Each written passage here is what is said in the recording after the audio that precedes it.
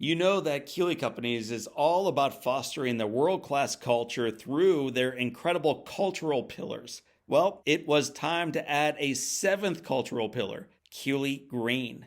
Guided by the mission to raise the sustainability standards by which they design, build, operate, and live, Keeley Green is dedicated to using a holistic approach to leave a positive impact on our environment, create a future that is sustainable for generations to come. In the words of Rusty Keeley, we are just getting started. You can learn more about that just getting started mentality and all the work they do by visiting my friends at Keeley Companies online at keeleycompanies.com. Welcome to the Live Inspired podcast with John O'Leary. John is the two-time national best-selling author of On Fire and In Awe. He's a world-class inspirational speaker, the host of the Live Inspired podcast, and he's the real-life inspiration behind the major motion picture Soul on Fire. Each week, John interviews extraordinary individuals about their life stories so you can more fully live your life story. Here's your host, John O'Leary. Hello, my friends, and welcome to the Live Inspired podcast with John O'Leary.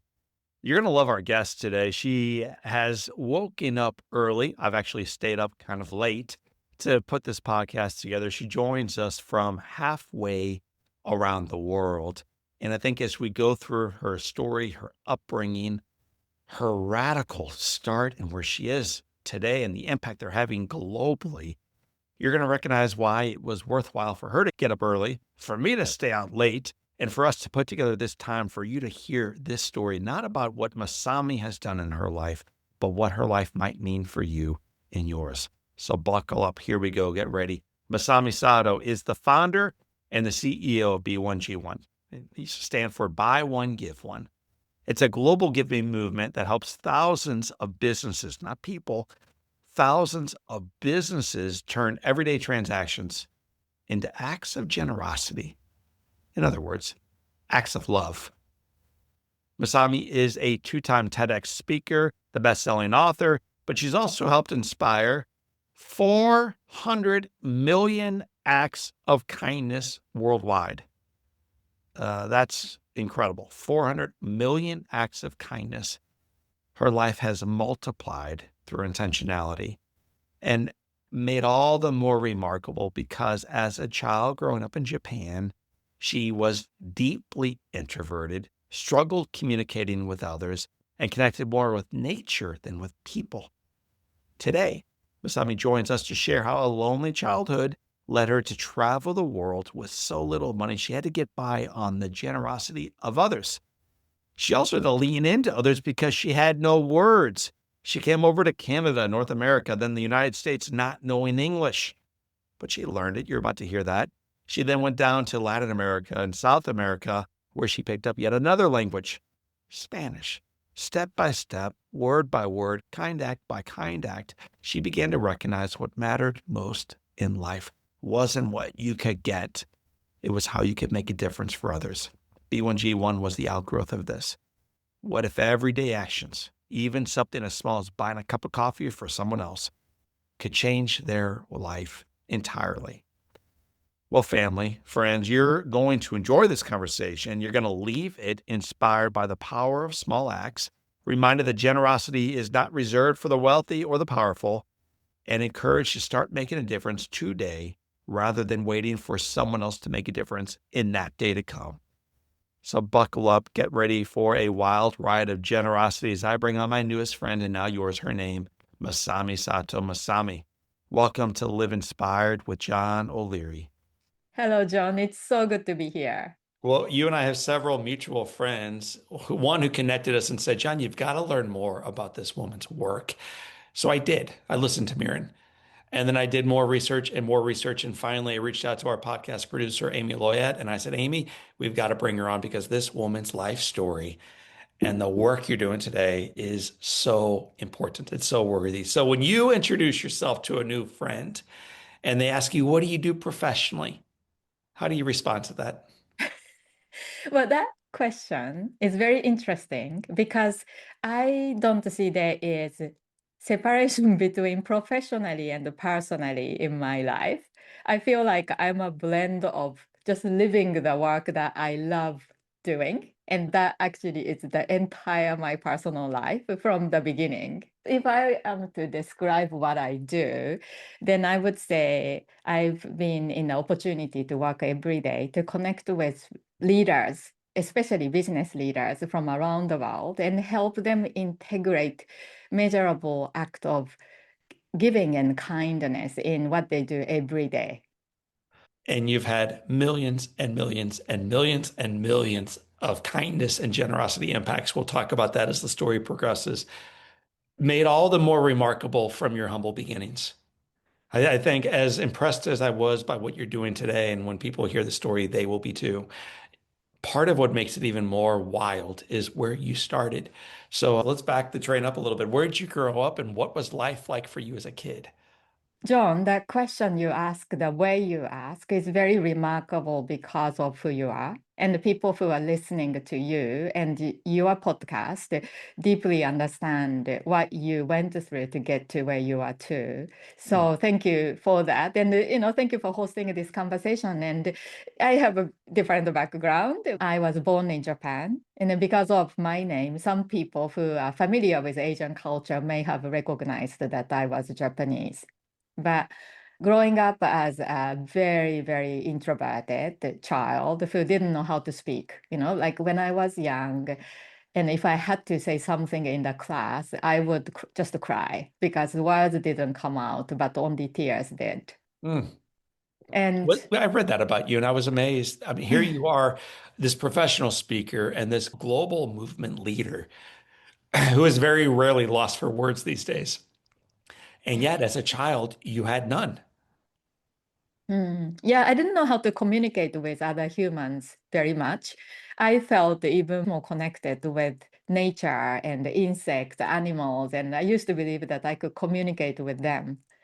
But yeah, communicating things in words were not, wasn't my strength. But also because when I was growing up, Japan was going through this time of economic growth where Yeah. everyone believed that working harder got them, better life. And my parents did that too for us. But because of that, my parents were always stressed. They weren't at home. I grew up feeling quite lonely and felt that I didn't really fit in the Yeah. world. Moving around because of my father's work, being transferred to different parts of the world, I turn up in a new school and not being able to connect with other kids. I felt increasingly lonely. And I also was very much living in my mind. So I always thought about why is this happening? How did this work? So I was curious, but I didn't know how to express my feelings. So anyway, what happened was when I finished school, like saving up all the money when I was working like 3 jobs during the school years, I left Japan thinking that I just wanted to leave. But then I ended up spending years traveling around the world with a backpacker and not having so much money helped me experience the world in a unique way. So that So, was kind of like the way I started. as a young person, all the way through school, were you quiet and introverted all the way until after graduation?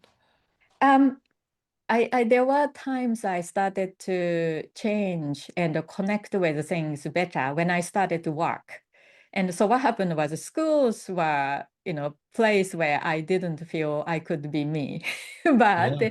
working was interesting because at work, it was not about you. It was about the customers. It was about doing and getting things done. So when Yes. I put myself into that 100%, I realized that I didn't have to worry about how to be me. It was just being the best I can be to serve the moment. I'm curious. You seem soft-spoken as a young person. You seem probably insecure to an extent, and yet upon graduation, you Mm. backpack around the world for a year. Like that that Yeah. that doesn't seem like they're congruent. It seems like, well, how did that happen? So how did it happen? Well, actually, there are two interesting things because, first of all, I didn't speak English at that time. So when I left Japan, I didn't even know how to communicate in the language in those countries I visited. And Yes. initially, my plan was to go away about a year. But after experiencing the initial part of it, I decided not to go back. So it ended up years of traveling. And then that led to about 30 years of being away from Japan. After going through that, my perspectives changed Yes. totally. And not because what I saw in those countries necessarily changed me because things were different, but it's changed me because I realized that when you let go of the expectation of trying to say the right things, because I couldn't even say the right things anyway. I didn't Right. have Right. words anymore. So then things became actually much more enjoyable because I could just simply connect with people in the simplest form of exchanging smiles and sharing simple things like eating together, working together.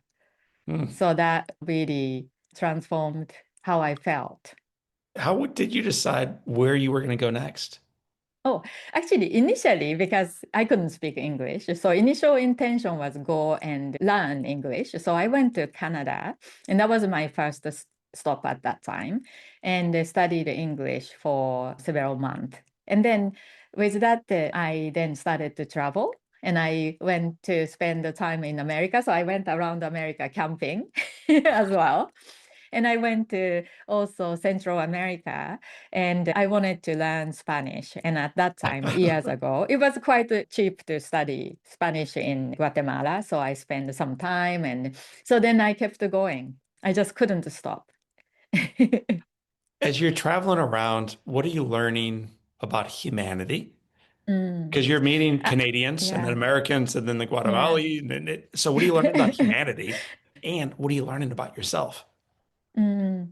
Well, interesting because when I grew up, I used to judge, like, for example, how my parents were so busy. And when they came home, they were often under stress and angry and arguing and fighting. Or so I wondered why they were working so hard, trying to get what? Yeah. Family didn't feel more connected when we had a bit more money. So my dad fought with the system that you had to do so much to climb the ladder in the system. It was difficult for him because he didn't have the same level of education as others. Right. So I was wondering what the purpose of our lives and my life was too. But then when I was traveling, I started to see something that's really remarkable because in countries, sometimes I met the people who had so little, like they didn't know how to put the food on the table next week. Yes. But some of those people invited me to eat with them and shared their meals. And I thought, well, you don't have enough for yourself or for your kids, and you are saying that I should eat your food. And A I stranger was from a different puzzled. different country, Yeah. different part of the world. But then also, I met the people who had quite a good life, right? They had a nice house and nice car. But then those people didn't seem to be always happy just because they had enough. Mm. And so for me, like the questions that I had in my mind was, first of all, why do we do what we do if doing what we do to try to get the things we think we want didn't make us happier. Mm. And so that was one question I had. And then By the way, another one. that's a big question. So we'll come back to it. Yes. What else were you Yes, curious we about? will.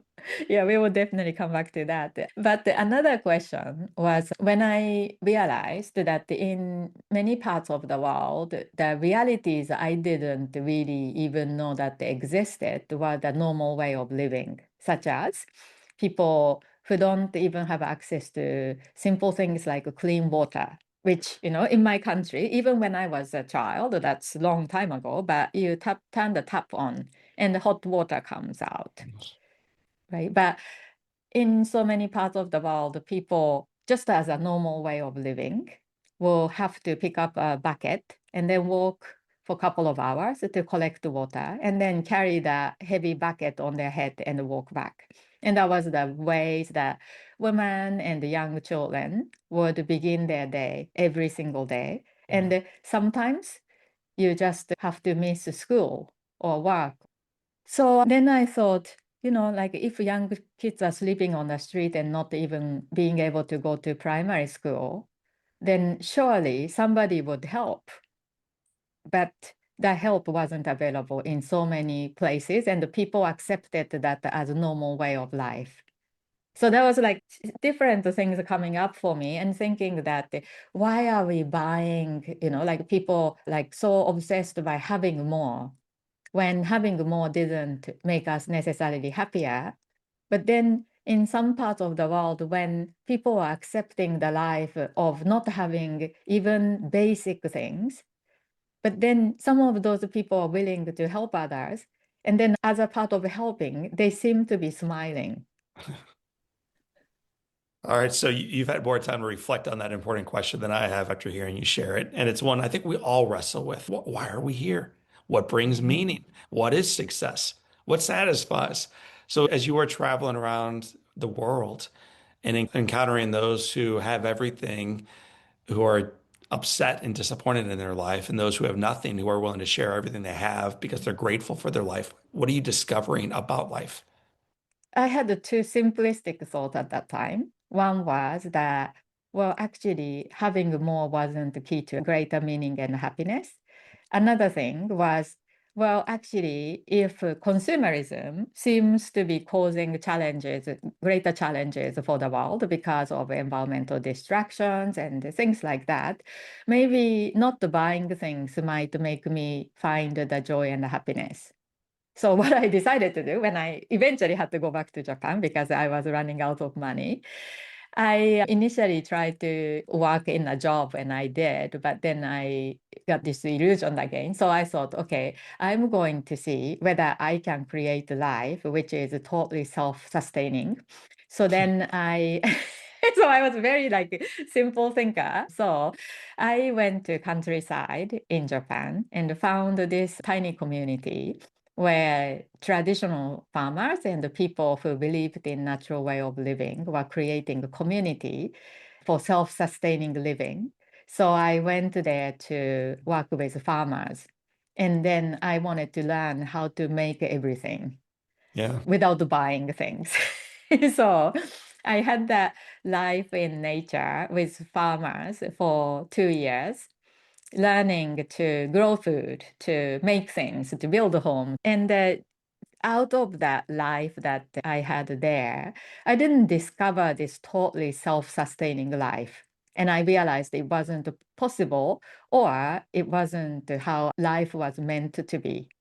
But when you stop judging that, oh, actually businesses are wrong or consumerism was wrong, and starting to understand that actually everybody's trying to live a better life and wanted to see their loved one being happy.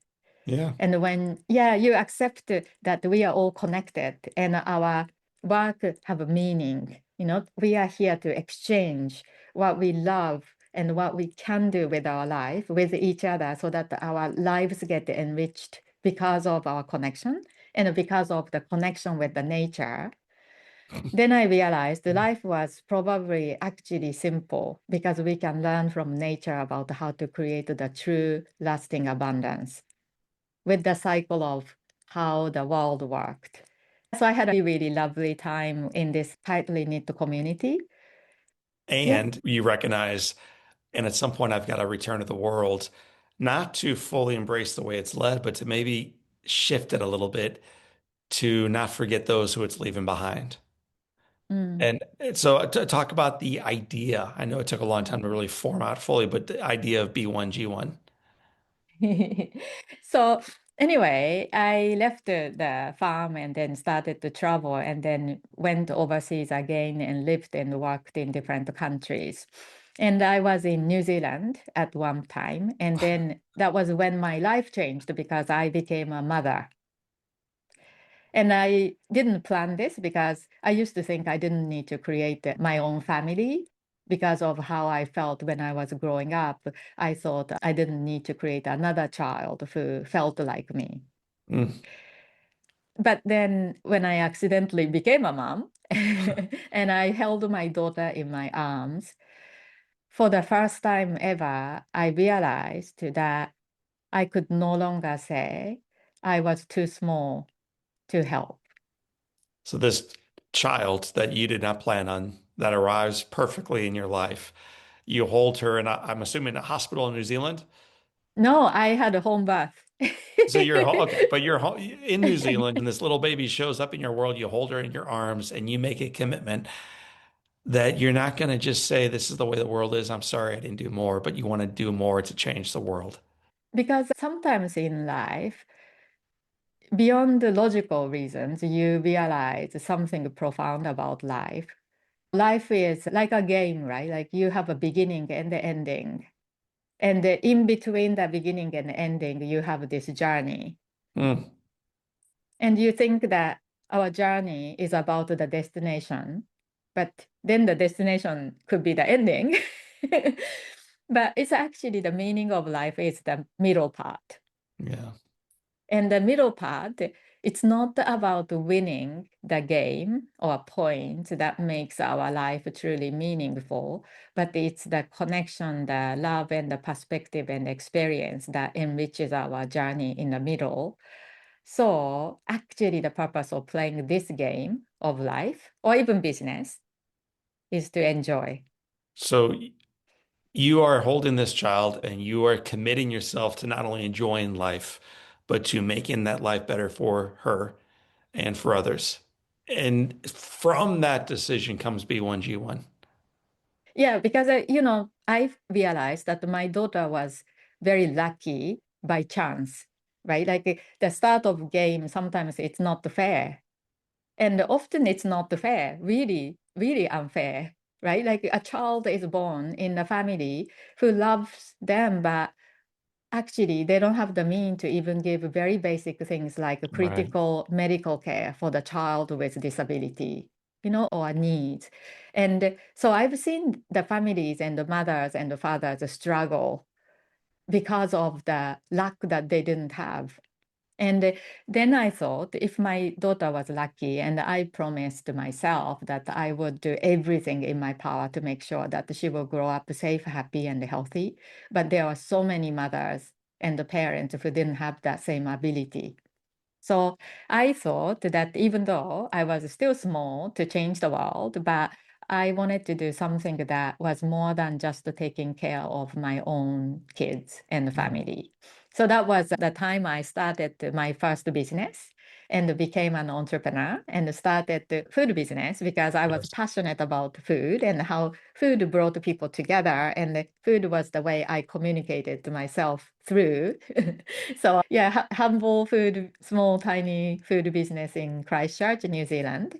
And then from there, we started the fast food business with the little initial success. Then we had two and sold those businesses and moved to Australia to finally start our own concept business to provide healthy eating options to busy working families. So that took me for about 5 years of my own business journey. Yes. And then we came across this simple idea of B1G1.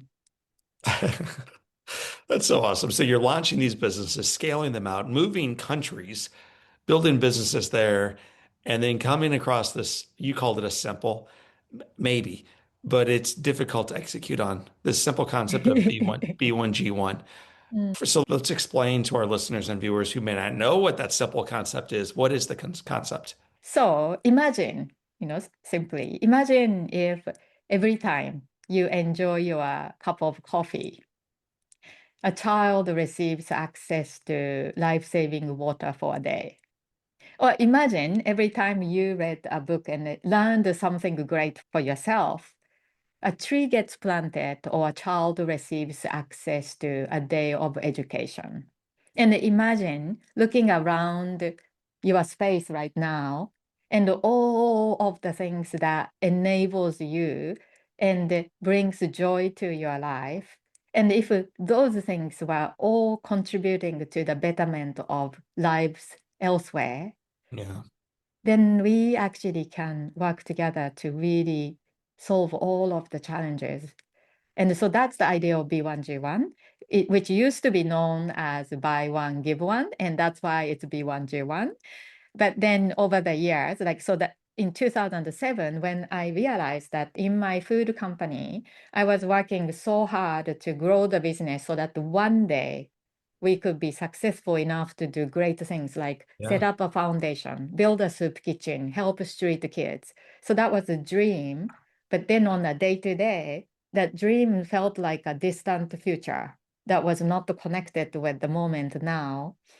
So I thought, what if instead of trying to do big things one day, what if we did small things, but did it every day? And so when I realized this profoundness of simple idea of the power of small, and initially that was about our company, and then perhaps the people listening and living in America would know the story of, for example, company like Tom's. That was like buy a pair of Yep. shoes and give a pair of shoes, and like so that was an idea that was about embedding impact in a resonant way for the business.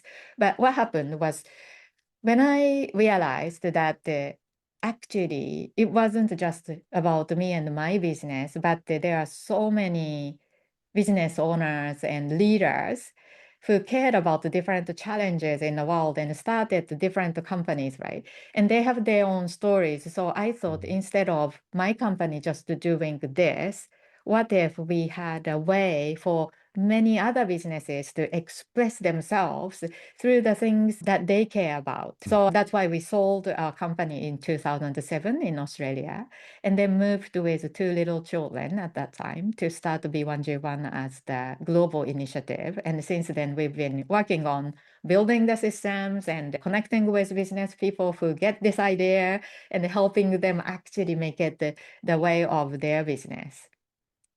So do me a favor, brag first on how big this thing has grown. Well, And then we'll go yeah. back to the far more important, smaller numbers. But how many businesses have you helped impact, and how Mm, many lives mm, and kind acts have you helped yeah. sponsor?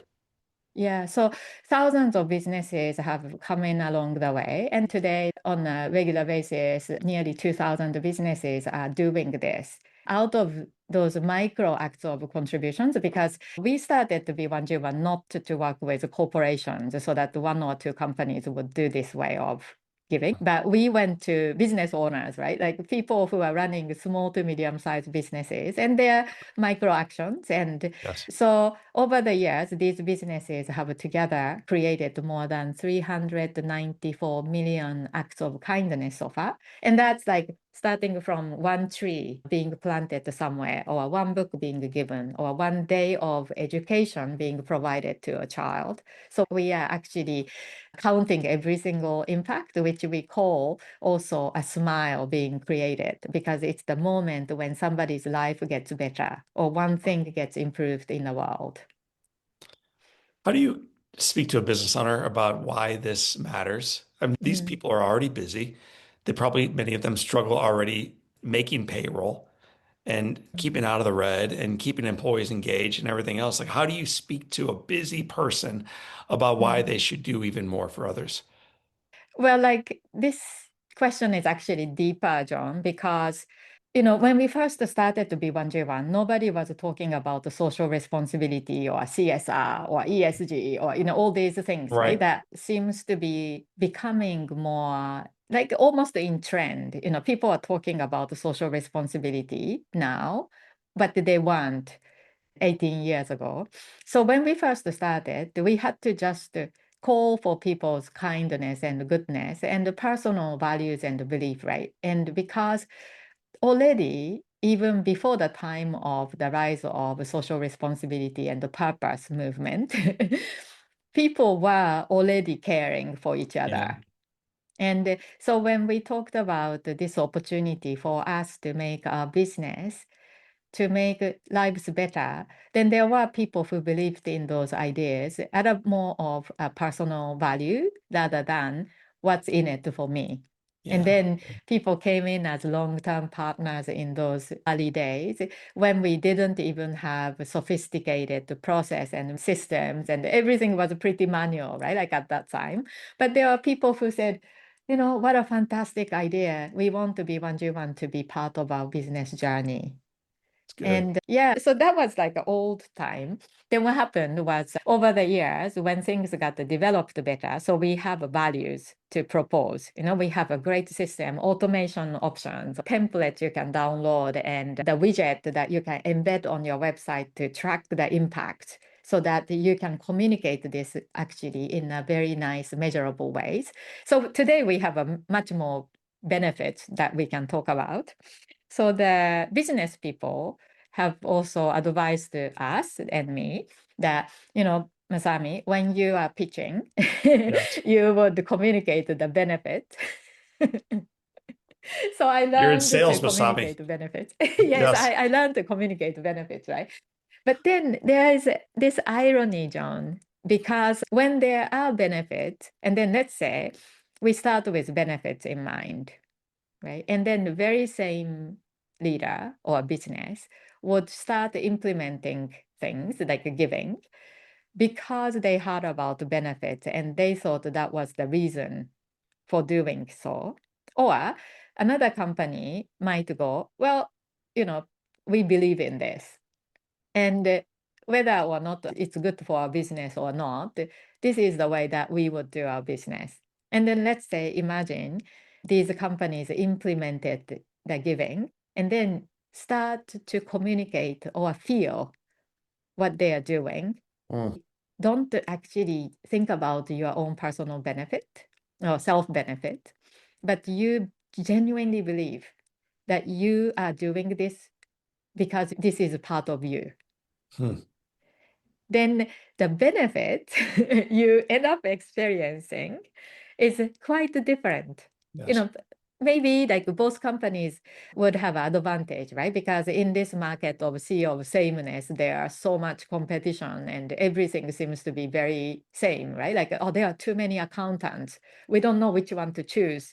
Then of course, people are more increasingly conscious about choosing businesses that seems to be more ethical, more Yes. conscious, caring, transparent, honest, human, So yes, there is advantage, but when businesses actually see this as a part of what they believe in, and the people in the organizations also get that because of the genuine intent of its leaders and the team. And they are living and breathing this giving spirit with their business day-to-day activities. Then the meaning and fulfillment in day-to-day work increase. And the customer get it because nobody's just saying it, that they are Right. living and breathing that giving spirit. So I feel almost like saying that, okay, there are so many benefits, but the reason why you start this is because you believe this is part of you. It's good. Then that's actually powerful because I know that more benefits is experienced in more ways that you might imagine. You've written in the past that small gestures can be more powerful than big ones. Talk about the little things sometimes being even more valuable than the big things. Well, one example is why we are here together, John. If at that moment, when I had the opportunity to think differently, but at that time I decided, okay, tomorrow I would do this. Oh, maybe 2 years' time. Next year I have more time. And then maybe 10 or 20 years' time, I would be still saying the same thing to myself with Yes. slightly bigger business. That's option one of the big is powerful thinking. But then actually, when That's so you good. But decided to just to do call that small out, things, I just want to acknowledge, like, we so frequently think, when I get there, then I'll do that, whatever the mm, thing is. And as we journey, anyone who's ever been on a boat or a plane knows this, as you journey, the horizon keeps moving. You never ever get there. And I mm, really like the idea of, well, why are you waiting? You can mm, give from, just like your experience in Guatemala, you can receive yeah. from someone who has little. And maybe one day they'll have more and they can give more, but when they have little, they're going to give little. So I like your concept around that very much. Don't wait, Mm. start now. Because if it's small, then you can start today. Also, it's like ironic almost because when you are thinking about trying to get something so that you could give, so you need to get first so that you could give. And the intention is still the same, right? You have an intention to want to give and help, not to share, but then Yeah. you think you need to get something first so you can give. Then it becomes dependent on external circumstances that you can give. Yeah. But when you start by not worrying about what you have or how little or how much you have first, but you go, I will give because I have something today that I can share. And if you are a business, no matter how small, like a startup or, in business, because you have everyday sales transactions or something, right? One Yes. customer or one moment. So if you start from what you already have, recognizing that, oh, I have this and I can share. And then you start that, then the moment you become the power or you have the decision, you are in control of what you do, not external circumstance.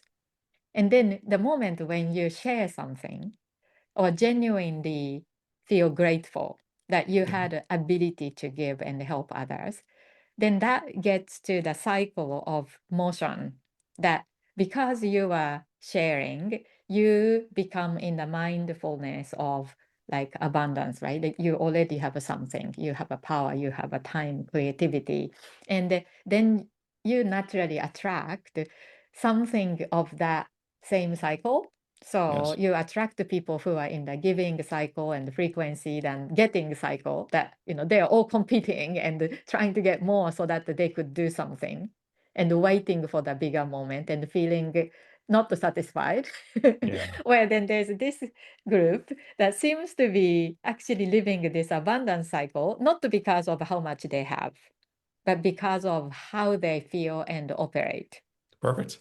You years ago held your own child for the very Mm. first time and realized you wanted to change the way people lived, the way businesses were run, and the ability all have to be more generous with those around us in a way that equips others to become better versions of themselves in one way or another, whether it's plant a tree or a million other ways to make a difference. Do you, as you look ahead for humanity, are you optimistic or are you pessimistic? Like, what is your perspective on our collective future? I think I'm more optimistic time, but sometimes it's not easy to be always optimistic, right? Like you see something and yeah, it triggers the feelings. We are never perfect. But I think that optimism is not blindness. It's not disillusioned or like illusioned. Yeah, Optimism is an ability to see the gift in every moment, no matter how difficult that's sometimes. good. And I think, John, I think you are one of the amazing example of people who actually see light in the moment of greatest challenge. Thank you for that. And yeah, and I'm so lucky that today I'm having this conversation with you. If I just imagined myself, let's say 45 years ago, growing up in Japan as a child with no word in this little community in Japan, and today having this conversation with somebody like you Mm. across the world, how extraordinary is that? And I don't think something like this would have never happened to me if it wasn't because of that power of small. That's good. When you mentioned a moment ago, John, I'm mostly optimistic, but sometimes we all get discouraged. When you get discouraged, and who doesn't, whether it's around a child or a neighbor or the world or the headlines or the reflection in the mirror, when you get discouraged, what do you do? Earlier, we talked about the game, right? Like, and then if we imagine that we are little children sitting around the table and playing this board game. And then when we are in it, we feel that what's happening in the game is real, right? Like, oh, actually, I got lucky and I Mm. went to two spaces ahead of everybody else. Then in the next moment, you throw the die and then you lose everything. All the points are gone, or you got to put in jail or something, and unlucky things happen. Emotionally, on the day to day, we are living this in our own lives and at work. That Right. sometimes, with all your best intent and effort, some unfortunate things could happen. And Yes. you feel you have no control over that situation. The only way, John, to get over that is first of all, you have connection with the people around you and you understand that we are all playing this game together. Mm. And when you live the majority of your life with the spirit of kindness and gratitude and love, then in the moment of greatest challenges, you could still pick up yourself and smile because of the people who are around you, who might then come to by your side and then tell us at the greatest challenging moment when you feel like giving up, the person next to you say, "Hey, Masami, this happened to me in the past. It's not the end. It's fine. I'm here to help you, Yeah. support you." You know? So I think that these difficult things happen to us, not necessarily because that's just the way of life, but it's the way of life. Yeah. That the game is not joyful and enjoyable when these moments do not happen and everything is perfect all the time. And I think your journey is so representative of that. You as a child were so dependent on your parents, and then you sort of pushed that away a little bit to prove independence. You journeyed around the world by yourself, and in doing so, you recognized the real gift of interdependence. This idea of leaning into one another and allowing them to lean back into you. Now you get to teach that to organizations who are scaling it out. Thousands of businesses are part of this. Hundreds of millions of acts of goodness, of impact, of generosity being made through one little introverted girl's life. That is a remarkable ripple effect. That's a great story. Thank you, John. Your story is really inspiring. And I just think that having a platform like this and talking about these conversations across all the regions and everything, like you and I have a different upbringing, and people listening to this conversation have all walks of life and stories. Yeah. I, that was one of the things I was actually most excited about is so many of our guests are American. And that's fine. I mean, we got a big country with a whole lot of ideas going on in everybody's head. And it's really wise occasionally to break out of the borders and to bring on a friend who's been through countless countries and had innumerable experiences to remind us what brings us back together as one. So I'm grateful for you. We have 7 questions that I utilize to tether all of our guests together, regardless of what their passport says. So all of our guests are asked these same 7 questions, Masami. And it begins with, what's been the most impactful book you've ever read? That's a difficult one because there are many books, right? And appeals to you in the important moment of your life. And I was Yep. normally going to say power of habit, or habit, I think is a powerful concept. But today I actually happen to have this book sitting next to me, which is this one. Obstacle is the way. And this Yes. book was sitting on my bookshelf for many years, like, but I just picked up this book recently, maybe based on what's happening. And then I realized, oh, how relevant is this book for Yeah. the conversation today? Because actually, obstacle is not a barrier. It's actually the way that That's very good. strengthen our journey. What is one positive characteristic, one beautiful trait you possess as a little girl growing up in Japan that you wish you exhibited as brilliantly today? Not to worry about connecting and expressing. If I had so much thought at that time too, but I didn't know how to express because I worried that Yeah. people might not like it, or maybe I was wrong, but actually it's fine because we respect everybody's views and where they come from. So if it wasn't about me, then connection becomes so much more joyful. Mm. If your home caught fire, and I know you're not a big material person on collecting things, but Mm. if your home caught fire and all living things are out and you have an opportunity of running back in and grabbing one item, what's that one physical thing you would grab? Oh, I don't have it here, but we have this little blue monkey as a mascot. Later, I share with you a photo of Jumpy. And Yes. Jumpy is my like almost alter ego or little friend who I talk to. And he's been in our family for 5 years. So I think I will grab Jumpy with me. So Jumpy's coming out. If you could sit on a bench and have a long conversation with anyone, living or deceased, Masami, who would you like to be seated next to? Oh, I would love to sit next to you, John.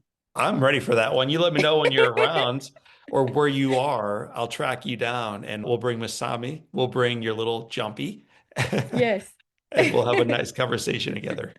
We'll even let Mirren sit on the bench with us.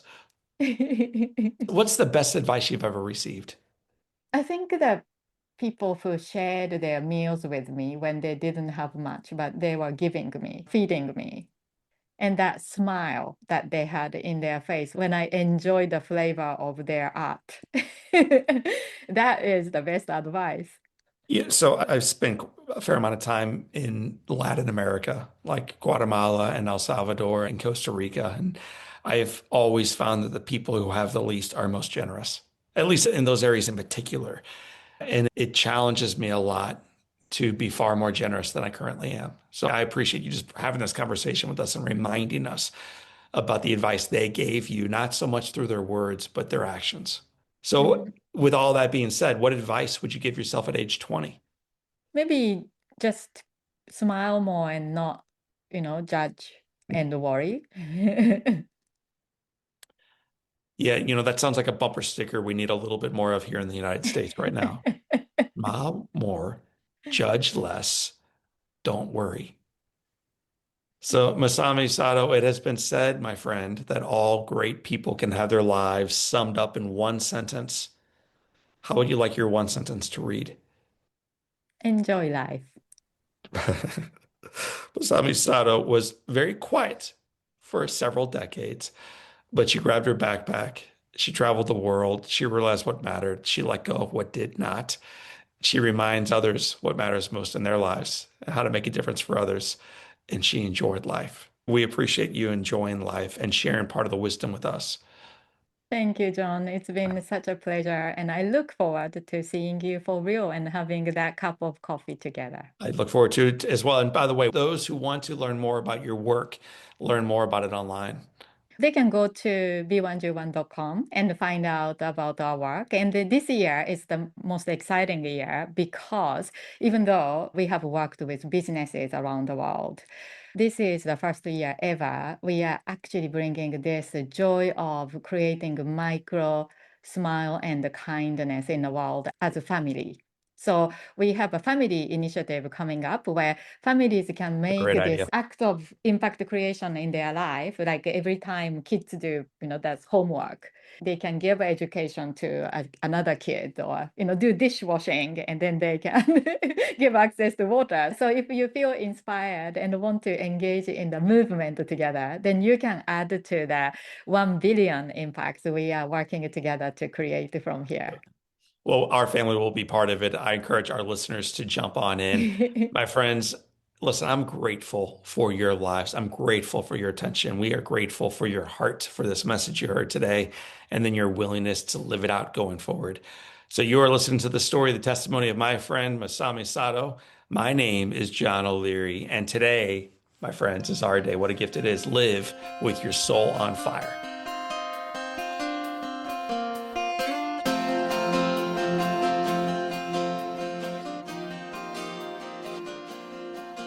Well, as you know, family, I'm always looking for moments during the podcast that just move me, something that I am stirred by, either emotionally or toward action.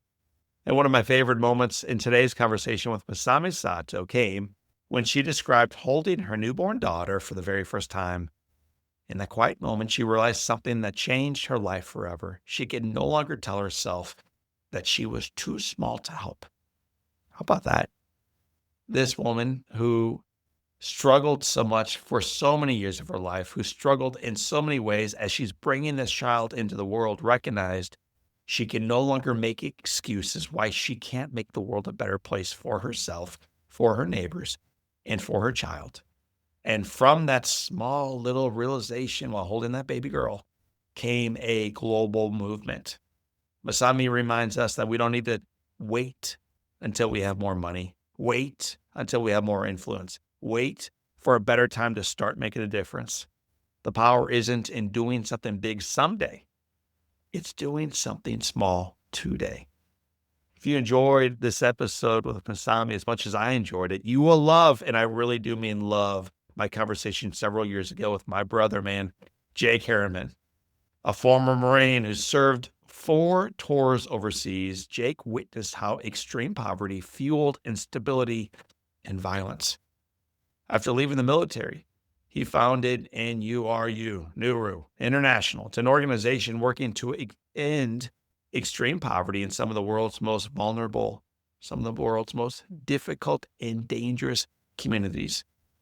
He's been honored as the unsung hero of compassion by the Dalai Lama and named a White House champion of change. This guy's a stud. He's a great man. He's humble. You're going to love him. Jake joined me a couple years ago to share how humility fuels leadership, why failure can become our greatest teacher, and how each of us can build bridges in a divided world. Gosh, Jake, we need your work right now, brother. You can tune into it right now at episode 114, or just cruise over right now online. You know the site, johnolearyinspires.com, and then /podcast. Family, I'm grateful for your generosity. I'm grateful for the small steps you've taken in your journey to make a difference. I'm grateful to be part of that journey with you, that we get to do life together. If you enjoy these podcasts as much as I do, share them. Put them on social media. Tell your friends that you work with, worship with, work out with, that you tune in to the Live Inspired podcast with John O'Leary, and so should they. Well, family, for this time and until next time, my name is John O'Leary. Today is your day. Live with your soul on fire.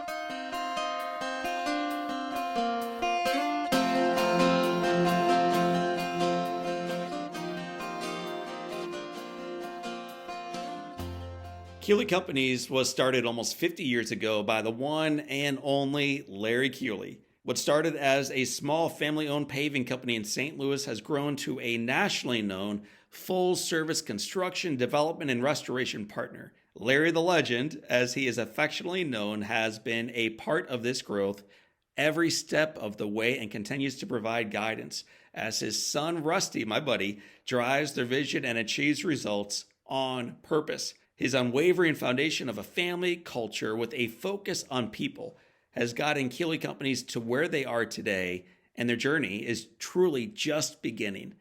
To learn more about Larry the Legend and Keeley Companies, check them out at KeeleyCompanies.com.